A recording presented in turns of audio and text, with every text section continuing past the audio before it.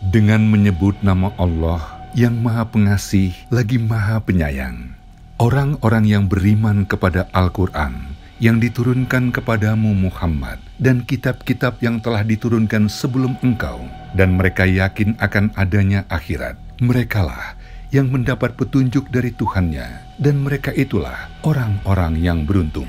Wala yahuddu ala ta'amil miskin.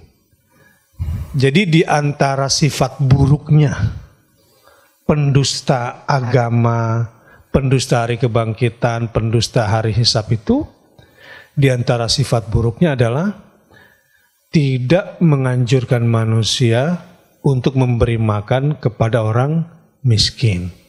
Tidak mengajak orang kaya berbagi makanan kepada orang-orang miskin. Biasanya kalau udah mengajak, dia udah mulai duluan biasanya kan? Iya. Dia sendiri memberi makan ke orang miskin, lalu mengajak orang-orang lain, sahabatnya yang kaya, memberi makan orang miskin. Kenapa ada orang kayak begitu? Karena syuhun, pelit. Pelit betul, ya? Iya. Orang pelit itu biasanya pengecut dan kejam biasanya. Ya, orang pelit itu pengecut dan kejam. Minal jubni wal bukhli. Al jubn yuaddi ilal bukhl. Pengecut itu takut bersedekah, takut lapar, takut miskin, takut yang dikasih itu kaya duluan, dia lebih banyak gitu ya. Al jubn wal bukhl. Nah, di sini sifat yang kedua dari pendusta hari kebangkitan dan hari hisab diantaranya adalah tidak memberi makan dan tidak menganjurkan memberi makan kepada orang miskin. Menarik nih soal memberi makan ini. Iya Ustaz, karena yang dibutuhkan oleh yang miskin ini adalah makan Ustaz. Iya. Karena memang jelas kebutuhannya di situ. Kalau yatim seringkali pas ayahnya meninggalkan waris yang banyak. Sehingga untuk soal makan itu mereka tercukupi. Tetapi justru ada kekurangan yang luar biasa pada dari yatim itu, kendati hartanya melimpah, itu kasih sayang. Makanya jangan sekali-kali kata-kata kasar atau menyinggung perasaannya muncul kepada anak yatim. Apalagi misalkan dikasih tapi dikata-katai, itu sama sekali tidak dibutuhkan oleh anak yatim. Nah, adapun yang miskin, ini yang dibutuhkan itu adalah it'am. Makanya begini, santunan anak yatim bentuknya apa? Lihat dulu nih, yatim itu ada kategori yatim memang plus di situ adalah miskin juga. Berarti santunannya pas dengan apa? Dengan bentuk it'am.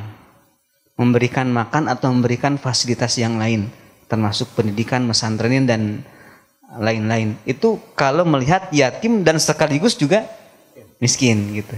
Itu yang seringkali biasanya di tengah-tengah kita yatim itu identik juga dengan miskin, tapi tidak semua miskin itu yatim. Padahal nggak begitu.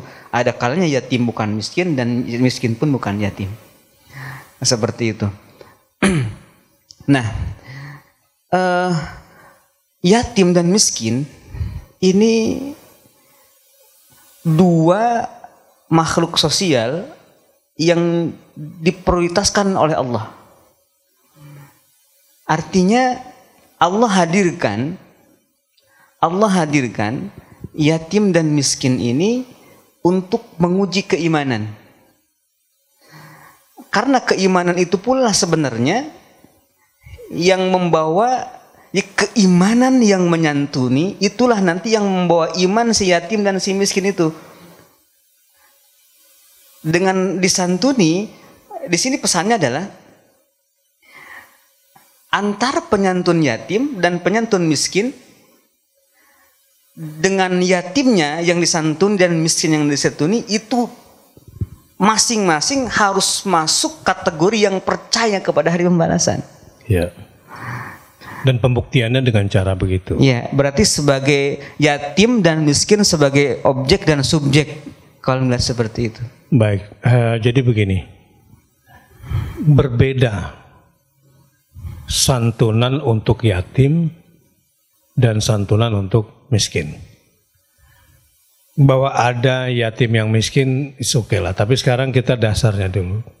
Yang dibutuhkan oleh anak yatim adalah kasih sayang. Karenanya larangannya adalah menghardik. Itu ya. Nah sekarang kasih sayang apakah yang dibutuhkan oleh yatim? Rasulullah SAW memberi contoh mengusap kepala yatim. Sebetulnya maksudnya di sini membelai. Itu simbolnya, walaupun simbol ini sendiri sudah sangat dibutuhkan oleh yatim. Bisa membelai, bisa memeluk, bisa menggendong, bisa memandikan, bisa menyuapkan makan, boleh jadi bisa ngajak jalan-jalan, memberikan hiburan, menggandeng tangannya, mengajak dia bercanda, gitu ya. Iya. Tinggal bersama kita beberapa hari atau jalan-jalan sama kita tinggal berhari-hari misalnya begitu. Nah ini yang paling dibutuhkan oleh yatim. Sosok ayah. Pengganti ayah dan Sosok ibunya. pengganti ayah dan ibunya. Ya. Iya. Itu yang dibutuhkan oleh yatim. Berarti di panti asuhan itu berarti harusnya satu yatim satu ayah atau gimana itu yang bagusnya? Berat kalau itu biayanya. Berat ya. Membiayainya berat, tetapi memang harus ada misal 1 dibanding 10 iya, misalnya gitu. Kalau jumlahnya banyak, atau 1 banding 5 gitu. Tapi setidaknya semua tim yang bergerak di rumah yatim itu harus berperan Sebagai ayah. ya sebagai ayah bagi mereka, walaupun mereka. perempuan. Iya. Perempuan ini yang memberikan asupan-asupan keayahan bagi si yatim. Bagaimana caranya? Ceritalah tentang hal-hal heroik, cerita sahabat laki-laki gitu kan. Iya. Sehingga dia mendapatkan gambaran dan dapatkan masukan keayahan pada si yatim ini. Nah, khusus kepada miskin, memang pemberian yang bersifat materi disimbolkan dengan memberi makanan. Paling penting soalnya. Iya. Makanya kepada yatim ini mungkin ya memang sembako lebih dominan, lebih bagus termasuk makanan anak-anak. Iya. Tapi kalau ke yatim mungkin mainan misalnya. Iya. Misalnya hiburan misalnya. Apalagi hal-hal yang menunjukkan kasih sayang kepada mereka.